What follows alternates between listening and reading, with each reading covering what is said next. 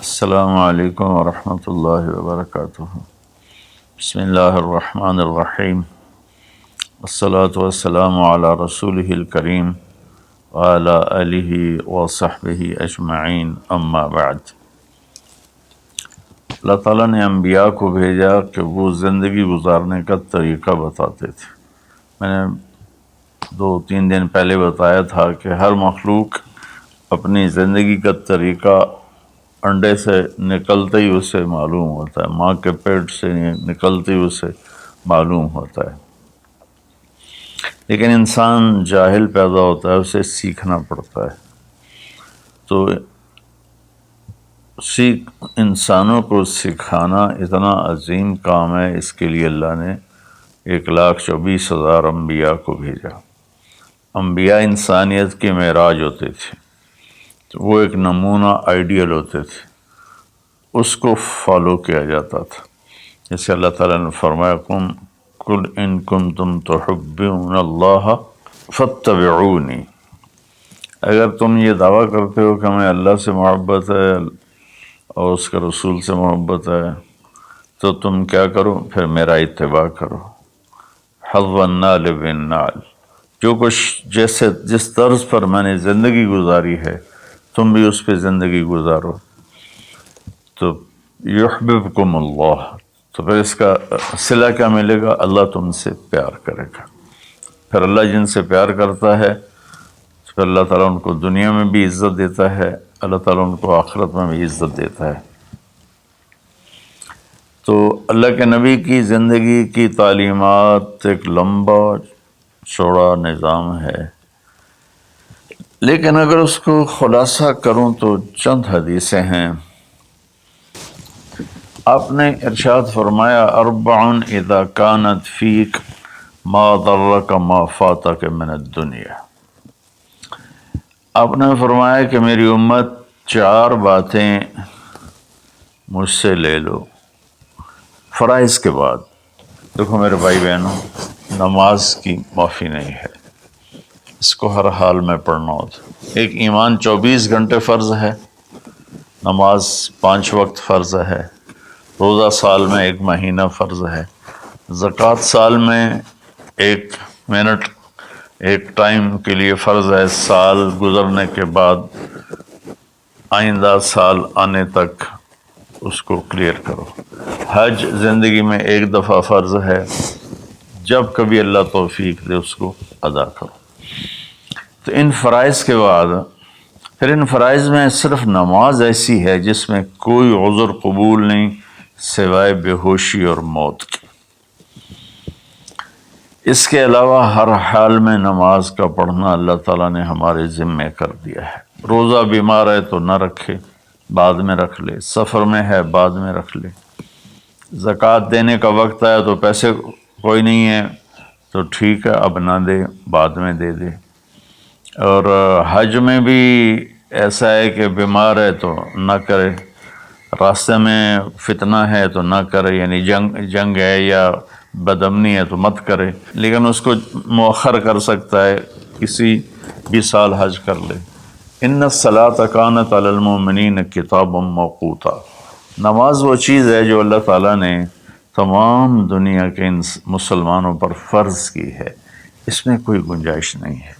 تو میری یہ سب بہن بھائیوں سے گزارش ہے، بچے بچیوں سے، نماز ضرور پڑھیں، اللہ کے واسطے نماز ضرور پڑھیں۔ اس میں کوئی معافی اللہ تعالیٰ نے نہیں رکھی۔ اللہ کے لیے میں آپ سب سے منت کرتا ہوں، میں کہا کرتا ہوں اگر نماز چھوڑنے کی گنجائش ان 15ویں صدی جا رہی ہے، 1441 ہو گئی ہے، اگر اس میں کسی کو گنجائش ملتی تھی تو میرے نبی کے نواسے حسین علیہ السلام کو کربلا کے میدان میں ملتی تھی، لیکن انہوں نے بھی وہاں نماز نہیں چھوڑی، سر کٹوا دیا۔ تو برائے مہربانی نماز سارے بچے بچیاں بہن بھائی ضرور ادا کریں۔ تو وہ حدیث یہ تھی۔ اس کے بعد نماز، روزہ، حج، زکوٰۃ کے بعد، زکوٰۃ اور حج مالداروں پر ہے۔ اس کے بعد یہ ایک حدیث پر میں عمل کر لوں، یہ سامعین عمل کر لیں، جہاں تک میرا پیغام پہنچے وہ عمل کر لیں، تو میرے نبی کا فرمان ہے تمہارا دنیا میں کوئی نقصان نہیں ہے، تمہیں دنیا میں کوئی چیز نقصان نہیں پہنچا سکتی، تم پرامن رہو گے، اللہ کے سائے میں رہو گے، اور جب دنیا یہ ہے تو آخرت پھر یقیناً اللہ تعالیٰ ان کا ساتھی بن جاتا ہے۔ وہ 4 باتیں کیا تھیں؟ صدق و حدیث، حفظ و امانت، حسن و خلیقت، عفت فی طعمت۔ 4 بات آپ نے ارشاد فرمایا، ہمیشہ سچ بولنا، جھوٹ نہ بولنا، کہ میرے نبی کا فرمان ہے کہ مسلمان جھوٹ نہیں بول سکتا ہے۔ ایک صحابی نے پوچھا، یا رسول اللہ یکون المومن جبانا، کیا یہ ممکن ہے کوئی مسلمان بزدل ہو؟ بزدل، بز کہتے ہیں بکری کو، اور آگے دل، بکری کے دل والا۔ تو بکری سب سے ڈرپوک جانور ہے، تو اس کو پھر جو آدمی ڈرنے والا ہو اس پر لگا دیتے ہیں۔ تو کیا ہو سکتا ہے کہ کوئی ایمان والا بزدل ہو؟ آپ نے کہا ہاں، بخیل ہو، کنجوس، اور شوم جس کو ہم پنجابی میں کہتے ہیں، پشتو میں بھی کہتے ہیں شوم، تو کیا شوم ہو سکتا ہے؟ میں نے کہا ہاں۔ پھر پوچھا جھوٹ بول سکتا ہے؟ کہا نہیں یا رسول اللہ۔ آپ نے کہا نہیں میرے بھائی، میرا امتی جھوٹ نہیں بول سکتا۔ پہلی حدیث آپ نے فرمائی کہ مسلمان کی پہلی زندگی کی پہلی بات یہ ہے کہ جھوٹ نہ بولے۔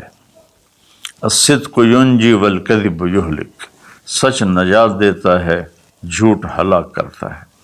میرے نبی تشریف لے جا رہے تھے مدینے سے باہر، تو آواز آئی یا رسول اللہ۔ آپ نے دائیں بائیں دیکھا تو کوئی نظر نہیں آیا۔ اب چلنے لگے تو پھر آواز آئی یا رسول اللہ۔ پھر آپ نے دائیں بائیں دیکھا، کوئی نظر نہیں آیا۔ پھر آواز آئی یا رسول اللہ، تو پھر آپ کی نظر پڑی، ایک ہرنی آپ کو پکار رہی تھی یا رسول اللہ۔ سبحان اللہ۔ ان کے آپ تشریف لے گئے تو وہ رسی سے بندھی ہوئی تھی چارپائی کے ساتھ۔ کہنے لگے یا رسول اللہ، میرے چھوٹے چھوٹے بچے ہیں، وہ بھوک سے مر رہے ہوں گے، آپ مجھے چھوڑ دیں، میں ان کو دودھ پلا کے واپس آ جاؤں گی۔ اللہ،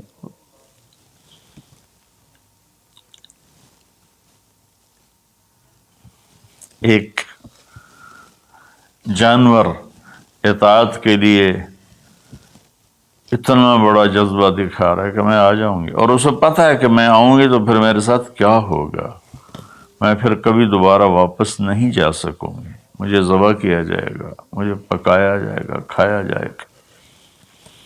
آپ نے فرمایا اب تو پرائی ہے، امانت ہے، میں تجھے کیسے چھوڑ دوں، اور اگر تو واپس نہ آئی تو پھر اس کی کیا گارنٹی؟ انہوں نے کہا یا رسول اللہ، اگر میں واپس نہ آؤں تو مجھے وہ عذاب ہو جو اللہ کے نافرمان بندوں کو ہوتا ہے، مجھے وہ عذاب ہو آخرت میں جہنم کا۔ تو آپ نے اس کی رسی کھول دی اور وہ توڑ لگا دی اس نے، اور آپ وہیں تشریف فرما ہو کے۔ دیر ہوتی چلی گئی تو آپ کی تشویش بڑھتی گئی۔ وہ جو مالک مکان تھے وہ بھی نہیں موجود تھے، کہیں باہر ہوں گے۔ کافی دیر کے بعد آپ نے دیکھا وہ پہاڑ کی چوٹی سے نیچے آ رہی تھی، اور بھاگتے بھاگتے بھاگتے میرے نبی کے قدموں میں آ کے سر رکھ دیا، یا رسول اللہ میں حاضر ہوں۔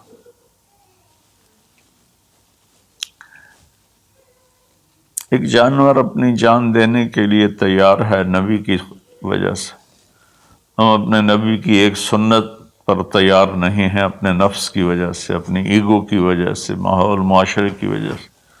آپ نے اس کو پھر رسی سے باندھ دیا اور وہیں بیٹھ گئے۔ کچھ دیر کے بعد مالک آیا، اس نے دیکھا اللہ کے نبی کو، جیسے یہ ہمارے دیہاتوں میں ہوتا ہے، جو میں اپنے گاؤں میں ہوں تو کچھ لوگ اپنے جہاں زمین ہوتی ہے نا وہاں چھوٹے چھوٹے مکان بنا لیتے ہیں اور وہیں رہتے ہیں۔ تو یہ صحابی بھی ایسے ہی تھے کہ انہوں مدینے سے باہر مکان بنایا ہوا تھا، بکریاں تھی، ریوڑ تھے۔ تو اس نے حیرت کا اظہار کیا، یا رسول اللہ آپ یہاں کیسے تشریف لائے؟ کہا میں ایک درخواست کرنا چاہتا ہوں۔ تو ان کی یا رسول اللہ فرمائیے درخواست کا کیا مطلب ہے؟ کہا یہ ہرنی مجھے ہدیہ کر دو، مجھے دے دو۔ وہ حیران ہو کر کہنے لگے یا رسول اللہ آپ پر تو جان مال عزت آبرو اولاد ہر شے قربان ہے، یہ بکری کی کیا حیثیت، یہ ہرنے کی کیا حیثیت؟ آپ نے کہا بس مجھے یہی چاہیے۔ سبحان اللہ۔ تو آپ نے بکری کی ہرنے کی رسی کو کھولا، کہا الحقی بے اولادک بے اہلک، کہ ہرنی جاؤ اور اپنے بچوں سے مل جاؤ۔ اس نے ایک چھلانگ لگائی، الصدق ینجی والکذب یہلک، سچ نجات دیتا ہے، جھوٹ ہلاک کرتا ہے۔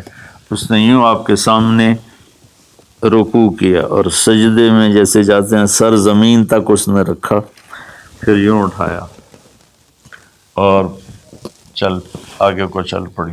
پھر تھوڑی دور گئی، پھر پیچھے مڑ کے آپ کو دیکھا، پھر آپ کے سامنے یوں سر جھکا، پھر یوں سر اوپر کیا، پھر چلی، پھر تھوڑی دیر کے بعد رک کر پیچھے مڑ کے آپ کو ایسے سجدہ شکر جیسے کہتے ہیں۔ جب تک وہ اللہ کے نبی کی آنکھوں سے غائب نہیں ہوئی، وہ اس طرح کرتے کرتے کرتے پہاڑوں میں غائب ہو گئی۔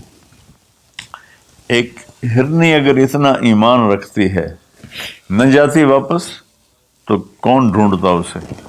لیکن اس نے اپنی جان کا سودا کیا نبی کے بول پر اور سچائی دکھائی، تو اللہ نے سچائی کو کامیابی بنا کے دکھا دیا۔ الصدق ینجی والکذب یہلک، میرے نبی کا فرمان ہے سچ نجات دیتا ہے، جھوٹ ہلاک کرتا ہے۔ اور دوسری بات فرمائی حفظ امانت۔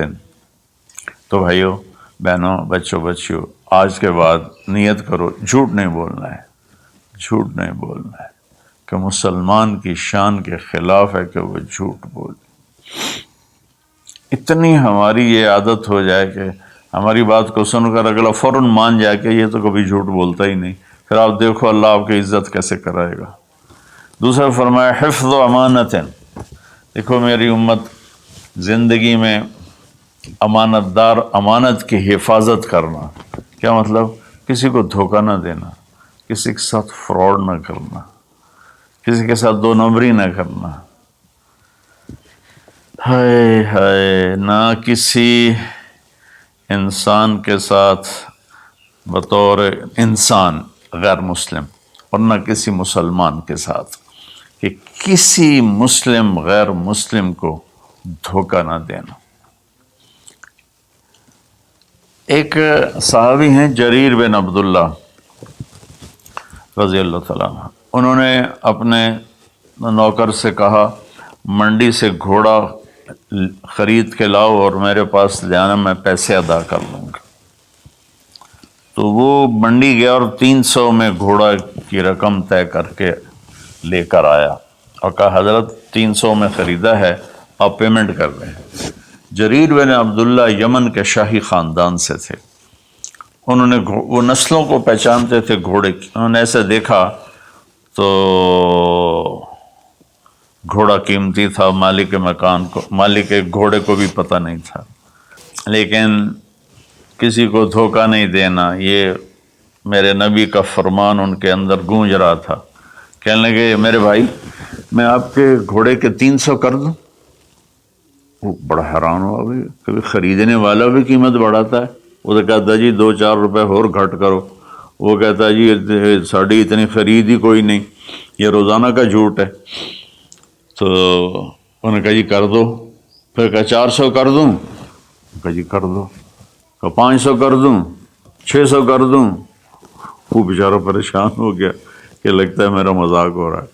جب انہوں نے کہا 800 کر دوں، کہنے لگا حضور میں تو 300 تے بھی راضی ہوں، تسی پتہ نہیں 500 کیڑی گل دا بتایا، میں نے جی منظور ہے تسی 800 کر دو۔ تو آپ نے خادم سے فرمایا اس کو 800 دے دو اور گھوڑا باندھ دو۔ وہ تو پٹھیاں چھالا مار دو یا نکلیا لبھی میرے تو کم بن گئے، سر کڑائی تے پنجے کے ہوئے چ۔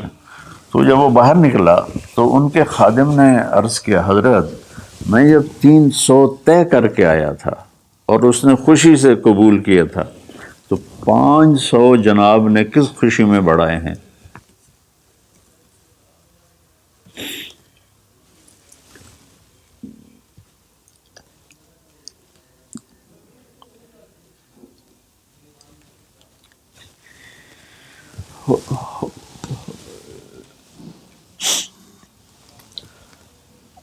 تو آپ نے فرمایا کہ میرے دوست اس کا گھوڑا 300 کا نہیں تھا، 800 کا تھا، اسے اپنے گھوڑے کی قیمت کا خود بھی پتہ نہیں تھا، تو میں 300 میں لیتا تو یہ دھوکہ ہوتا، اور میں نے اپنے نبی کے ہاتھوں میں ہاتھ دے کر عہد کیا تھا، میرے نبی نے مجھ سے فرمایا تھا جریر زندگی بھر کسی کو دھوکہ نہ دینا، سب کی خیر خواہی چاہنا۔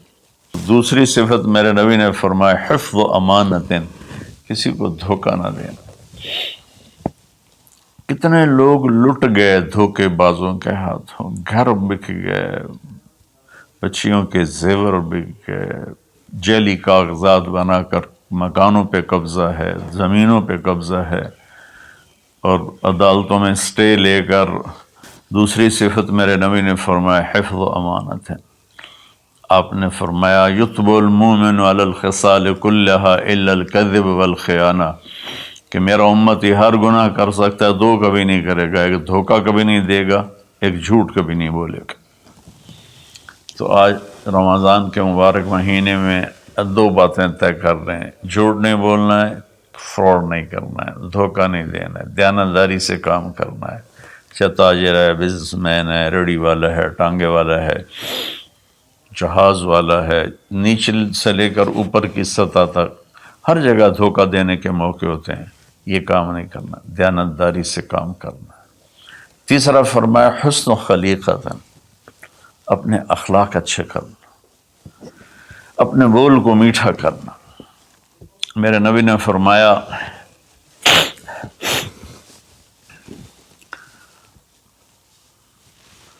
معاذ تمہیں اپنی شریعت کا خلاصہ بتاؤں؟ ان کا یا رسول اللہ فرمائیں۔ تو آپ ذرا میری اس سچویشن کو غور سے دیکھنا، آپ نے یوں نہیں پکڑا، آپ نے یوں پکڑا جیسے کاٹا جا رہا ہو، کاٹا جا رہا ہو، یوں کر کے پکڑا اور کہا کہ امسک علیک لسانک، معاذ زبان کی حفاظت کرنا۔ تو انہوں نے عرض کی یا رسول اللہ زبان کے بول پر بھی ہماری پکڑو گی؟ کہا تیرا بھلا ہو، سب سے زیادہ جہنم میں جانے والے غلط زبان والے ہوں گے۔ تو ہم نے اپنے بچپن میں دیکھا اتنا خاندان آپس میں جڑا ہوا تھا کہ ان میں سے سوئی نہیں گزرتی تھی، بڑے چھوٹوں کے آگے، چھوٹے بڑوں کے آگے، ایک عجیب ماحول بچپن میں دیکھا ہے 60 کی دہائی میں۔ تو پھر جب زبانیں تند و تیز ہوتی گئیں، تربیت ختم ہوتی گئی، خاندان بکھر گئے، والدین ماں باپ میں فاصلے پیدا ہو گئے، بھائی بہنوں میں فاصلے پیدا ہو گئے، قریبی اور دور کے رشتوں میں فاصلے پیدا ہو گئے، خاندان ٹوٹ گئے۔ تو میری گزارش ہے کہ اپنے اخلاق اچھے اخلاق کی انتہا حیا ہے۔ حیا اچھے اخلاق کا سب سے اوپر والا درجہ ہے۔ حیا وہ حضرت عثمان رضی اللہ تعالیٰ عنہ، حضرت ابوبکر تشریف لائے، ہمارے نبی یوں کر کے بیٹھے تھے، یوں، یہ پنڈلی جو ہے نا ننگی تھی، تو ابوبکر تشریف لائے، باہر سے آواز دی کہ جی آ جاؤں، تو آپ نے کہا آ جاؤں، اب اسی طرح بیٹھے رہے۔ پھر حضرت اٹھ کے چلے گئے تو حضرت عمر رضی اللہ تعالیٰ عنہ علیہ السلام تشریف لائے، تو انہوں نے پوچھا یا رسول اللہ میں آ جاؤں؟ آپ نے کہا آ جاؤ، آپ ایسے ہی بیٹھے رہے جیسے آپ مجھے دیکھ رہے ہیں۔ آپ شلوار نہیں پہنتے تھے، دھوتی پہنتے تھے، تو تھوڑی دیر کے بعد باہر سے آواز آئی حضرت عثمان کی کہ یا رسول اللہ میں اندر آ جاؤں؟ حضرت عثمان رضی اللہ تعالیٰ عنہ تیسرے خلیفہ علیہ الصلاۃ والسلام، تو آپ نے اپنی چادر کو ایسے کیا اور یوں سیدھے ہو کر ایسے بیٹھ گئے۔ آپ نے کہا آ جاؤ۔ وہ آ گئے۔ تو جب وہ اٹھ کے چلے گئے تو ام عائشہ رضی اللہ تعالیٰ عنہ علیہ السلام یہ سارا منظر دیکھ رہی تھی۔ تو آپ نے پوچھا یا رسول اللہ، وہ میرے والد آئے آپ ویسے ہی بیٹھے رہے، عمر آئے آپ ویسے ہی بیٹھے رہے، جب عثمان آئے تو آپ نے کپڑا بھی ٹھیک کیا اور چوکڑی مار کے بیٹھ گئے، اس کی کیا وجہ ہے؟ کہا عائشہ عثمان بڑے حیا والا ہے، یہ اتنے حیا والا ہے کہ اس سے فرشتے بھی حیا کرتے ہیں، تو میں کیوں نہ کروں؟ اگر میں اس طرح ہوتا تو وہ مجھے دیکھ کے ویسے ہی واپس چلا جاتا، وہ ایسے حیا والا ہے۔ تو تیسری بات وہ ہے کہ ہمارے دلوں میں سب سے محبت سے رہنا سیکھیں، پیار سے رہنا سیکھیں، اپنے اخلاق کو ٹھیک کریں، زبان کا بول میٹھا، دل کا جذبہ سچا۔ تو اس اور حیا پاک نام، کبھی کسی غیر محرم پہ نظر پڑے تو آنکھ نیچے ہو جائے۔ اور اپنی بچیوں سے بھی کہتا ہوں کہ اپنے آپ کو کور کر کے چلو، تو حیا سے ایمان مکمل ہوتا ہے۔ اور چوتھی بات ہے عفت فی طعمۃ، کہ رزق حلال کمانا۔ رزق حلال کے بارے میں فرمایا من امسا کالم بعمل یدہ امسا مغفور لہ، جو صبح سے شام تک حلال کمانے میں تھکتا ہے اس کے اس دن کے سارے گناہ معاف ہو جاتے ہیں۔ میرے نبی نے فرمایا جس نے دنیا کو طلب کیا، من طلب الدنیا حلالا، رزق حلال، سعیا علی اہلہ، بچوں پر خرچ کرنے کے لیے، تعطفا علی جارہ، غریب پڑوسیوں پر خرچ کرنے کے لیے، استعفافا عن المسألہ، اور ہاتھ پھیلانے سے بچنے کے لیے۔ جو آدمی رزق حلال ان چار چیزوں کی وجہ سے کمائے گا، اللہ تعالیٰ قیامت کے دن اسے اس طرح اٹھائیں گے اور اللہ سے ایسی ملاقات ہوگی کہ اس کا چہرہ 14ویں کی رات کی طرح چمکتا ہوگا، صرف رزق حلال۔ کئی گناہ ایسے ہیں جو عبادت سے معاف نہیں ہوتے، وہ رزق حلال میں تھکنے سے معاف ہوتے ہیں۔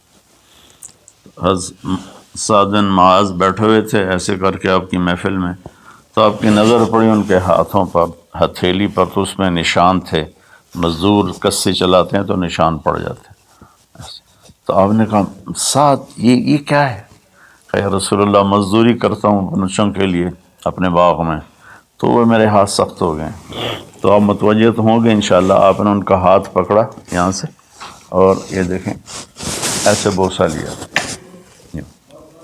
پھر کہا بچوں کو حلال کھلاتے ہوئے جو ہاتھ ایسا ہو جائے گا اس پہ جہنم کی آگ حرام ہو جائے گی۔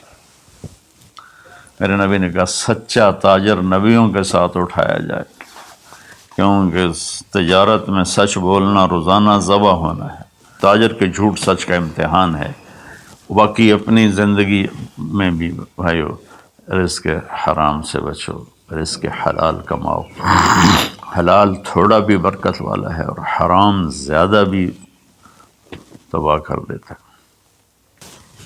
اپنی بات کو میں خلاصہ کر کے، سچ بولنا ہے، صدق و حدیث، جھوٹ نہیں بولنا، حفظ و امانت، دیانتداری سے کام کرنا ہے، دھوکہ نہیں دینا، حسن و خلیقت، اچھے اخلاق بنانے ہیں، حیا والا بننا ہے، میٹھے بول والا بننا ہے، عفت فی طعمت، رزق حلال کھانا ہے۔